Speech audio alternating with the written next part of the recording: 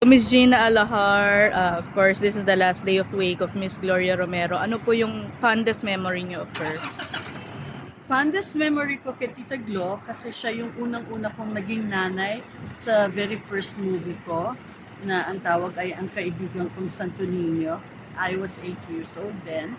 Tapos, naging nanay ko siya dun sa, because she was Imelda Marcos in the movie, the re-election movie of President Ferdinand Marcos, Pinagbuklod ng Langit. So she played Imelda, I played her daughter Irene Marcos. And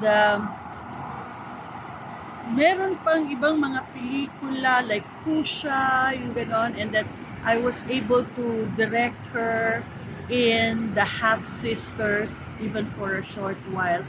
Pero kahit hindi kami nagkikita naman ni Tita Glo, I'm friends with her daughter, Marites. And so every now and then nagkikita-kita kami, yung ganyan. So Tita Glo is such a sweet person. She's soft-spoken and parang lahat will be drawn to her kasi she's very caring and alam mo she's very welcoming. Kailan po yung last time na nag-usap kayo? Oh, the last time I saw her was not last Christmas, the other Christmas on her 90th birthday. Nandun ako nung 90th birthday niya. So last question lang po. When thinking of a word or an adjective, ano po yung naisip nyo agad when you say you hear the name Gloria Romero? Alam mo, hindi ko alam kung anong tawag sa English, pero isa siyang